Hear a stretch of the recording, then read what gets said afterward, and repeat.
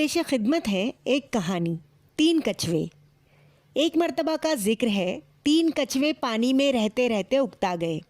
انہوں نے سوچا کہ پہاڑوں کی سیر کرنا چاہیے، جہاں سمندر کی طرح طوفان نہیں آتے اور ہر وقت امن و سکون ہوتا ہے۔ یہ سوچ کر تینوں پہاڑ کی سیر کے لیے نکل پڑے۔ انہوں نے اپنے ساتھ کھانے کا بہت سا سامان لیا۔ ان کا سفر بہت لمبا تھا، کیونکہ سمندر سے پہاڑ کا فاصلہ سینکڑوں میل کا تھا۔ پھر یہ کہ کچھوے رینگ کر بھی تو چلتے ہیں۔ تینوں کچھوے پہاڑ کی طرف چلتے رہے۔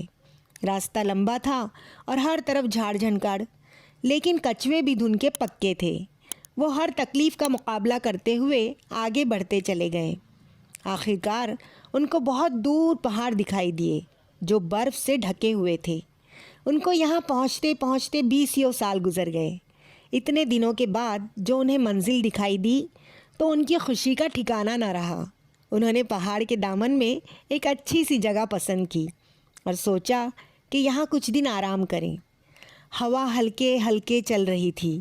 سردی کا زمانہ تھا، لیکن کچھوے کا خول اتنا موٹا اور سخت ہوتا ہے جیسے فولاد۔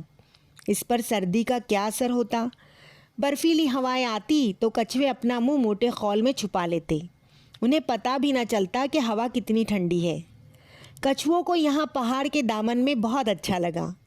انہیں اس بات پر حیرت ہوئی کہ آدمی کیسا بے وقوف ہے جو اتنی اچھی جگہ چھوڑ کر سمندروں میں گھومتا پھرتا ہے۔ ان کو بہت زور کی بھوک لگی۔ وہ کھانے کی تیاری کرنے لگے۔ انہوں نے بہت سے بڑے بڑے پتے اکٹھے کیے۔ بڑے سلیقے سے ان پتوں پر اپنا کھانا رکھا۔ جب کھانے کے لیے ہاتھ بڑھایا تو دیکھا کہ یہاں پانی کا نام و نشان بھی نہیں، ہر طرف برف ہی برف ہے۔ تب انہیں خیال آیا کہ اب کھانے کے بعد پینے کے لیے پانی کہاں سے آئے گا؟ پھر اگر پاس پڑوس میں پانی ملا بھی تو پتہ نہیں کیسا ہو۔ ان کی عادت سمندر کا پانی پینے کی تھی، اسی سے ان کا کھانا ہضم ہوتا تھا۔ تینوں کچھوے سوچ میں پڑ گئے۔ ان کی سمجھ میں نہ آیا کہ کیا کیا جائے۔ وہ ایک دوسرے کی طرف دیکھنے لگے۔ تب بڑے کچھوے نے منجلے کچھوے سے کہا، تم جاؤ اور سمندر سے پانی لے آؤ، پھر ہم اطمینان سے بیٹھ کر کھائیں گے۔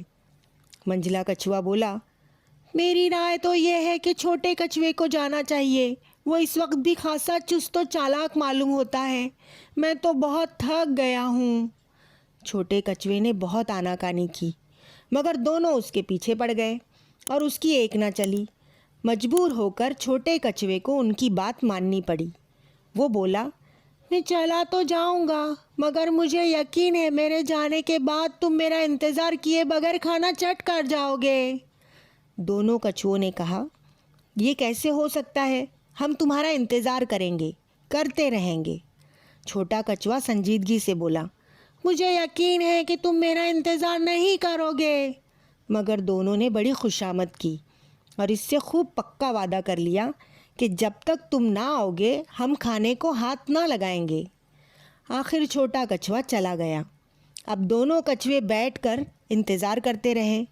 انتظار کرتے کرتے مہینے گزر گئے، سال گزر گئے، 10 سال گزرے، 20 سال گزرے، 30 سال گزرے، 40 سال گزرے، یہاں تک کہ 50 سال گزر گئے، مگر چھوٹے کچھوے کو نہ آنا تھا نہ آیا۔ اب تو ان دونوں کا مارے بھوک کے برا حال ہو گیا۔ ان کو یقین ہو گیا کہ ضرور کوئی نہ کوئی حادثہ پیش آیا ہے، ورنہ کوئی وجہ نہ تھی کہ چھوٹا کچھوا پانی لے کر نہ آتا۔ انہوں نے سوچا اب زیادہ انتظار کرنے سے کوئی فائدہ نہیں، اگر اس کو آنا ہوتا تو اب تک آ جاتا۔ آخر بھوک سے بے قابو ہو کر دونوں کچھوے کھانے کی طرف بڑھے۔ انہوں نے ابھی کھانے میں ہاتھ ڈالا ہی تھا کہ چھوٹا کچھوا چٹان کے پیچھے سے اچانک سامنے آیا اور بولا، میں جانتا تھا کہ تم دونوں ہرگز میرا انتظار نہ کرو گے، اسی لیے تو میں پانی لانے گیا ہی نہیں، یہیں بیٹھا ہوا سب دیکھ رہا تھا۔ دونوں کچھوے بھونچکا رہ گئے۔ کہتے تو کیا کہتے۔ آپ سن رہے تھے اطہر پرویز کی کہانی 3 کچھوے، فرحانہ فیروز کی آواز میں۔